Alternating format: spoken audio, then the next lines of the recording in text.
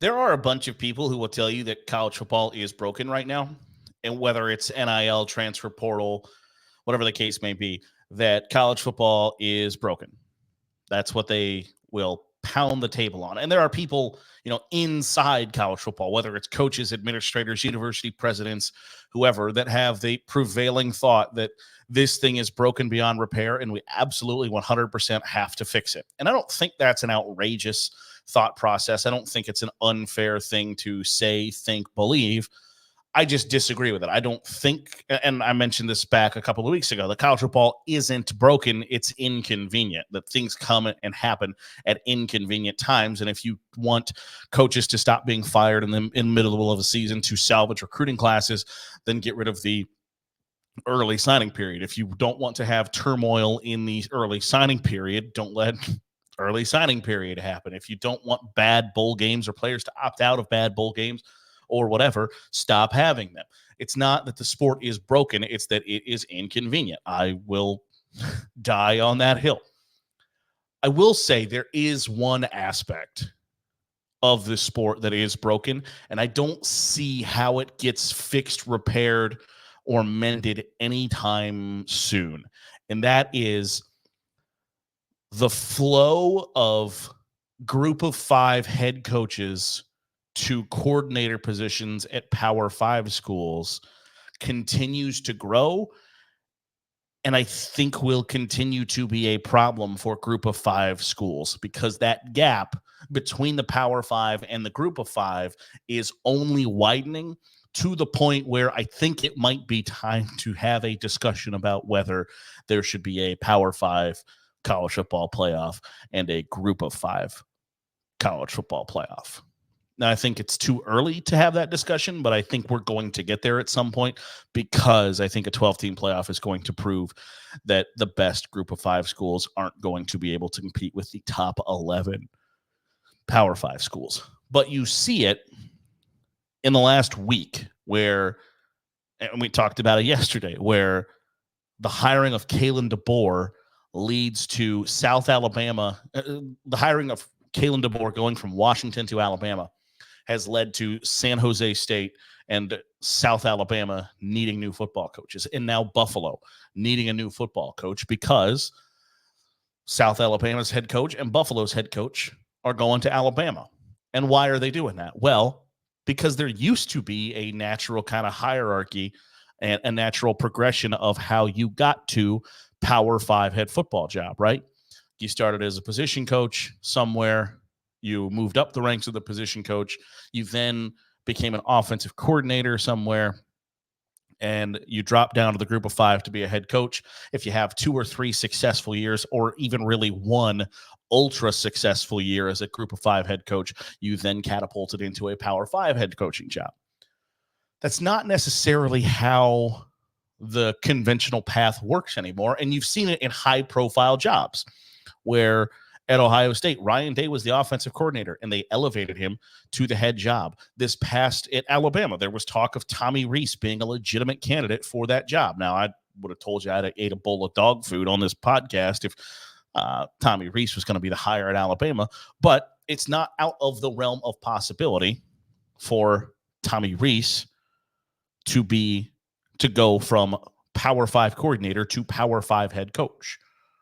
Mississippi State did it with Zach Arnett. Now, it ended up being more of a temporary basis when Mike Leach died, and they just elevated him from the defensive coordinator spot, but he became the head coach. Ryan Walters went from the head coaching or the defensive coordinator job at Illinois to the head coach at Purdue.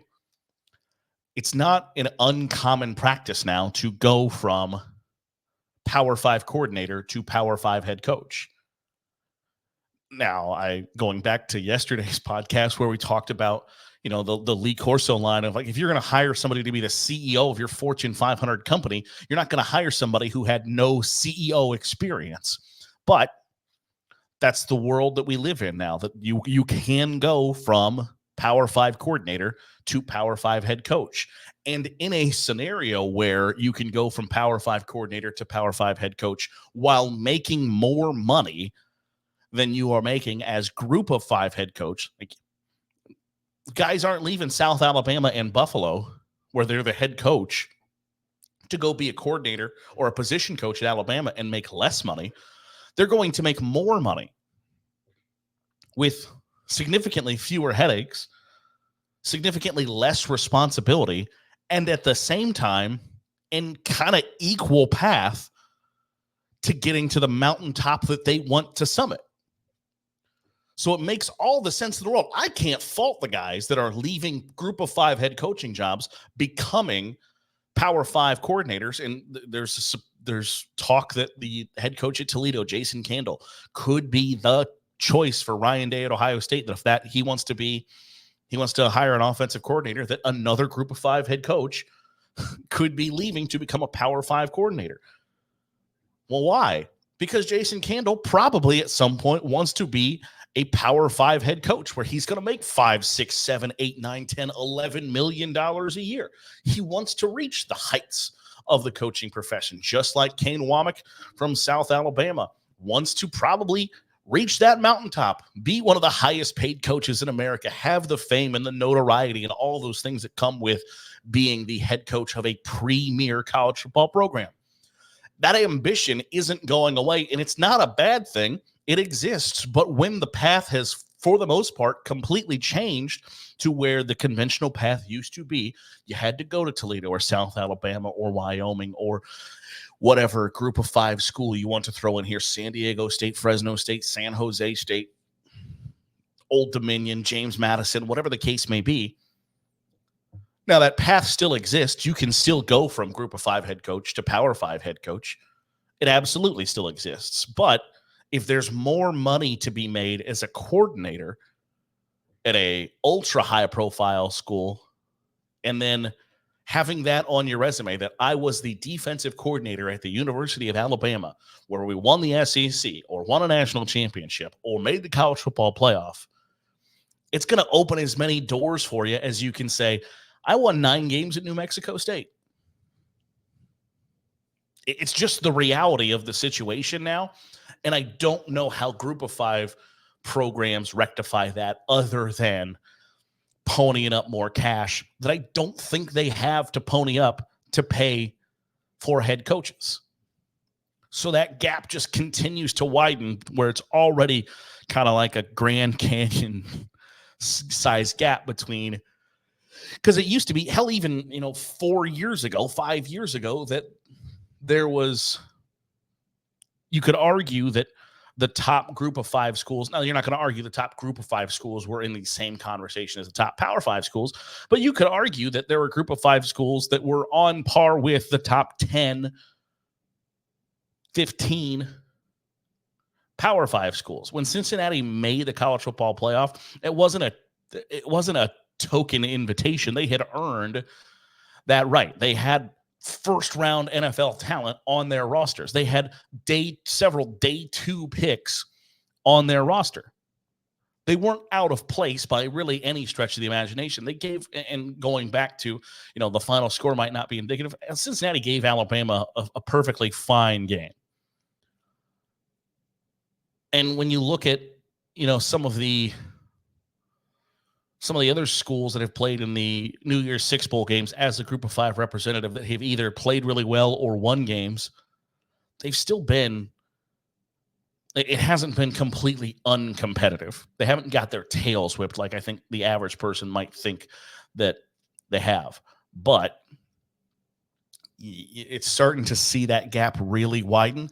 And when you can't afford to pay a head coach what he could make as a coordinator, or even in some cases a positional coach at a big time Power 5 school, you're only going to see that gap widen. And I don't know how you change it other than finding some big donor who just loves Group of 5 small, and it's not even small college. So some of these schools have 30,000 students, but it's just not on the same level as the Alabamas, Notre Dames, Texas, Oklahoma, USC, Ohio State, Michigan, Florida, Georgia, LSUs that you get with your Bowling Green, Akron, Appalachian State, Marshall, Middle Tennessee State, Western Kentucky, Air Force. Like, it's just not the same level, and that's a tough spot to be in when you already are somewhat cash strapped and you're already fighting with one hand tied behind your back, and then at any moment your coach could go leave for a coordinator job in the ACC where they might make a considerable amount of money more than what they're making with you and not have to answer questions about why they suck. Why did you recruit this guy? This guy failed a drug test, but you kept him on the thing.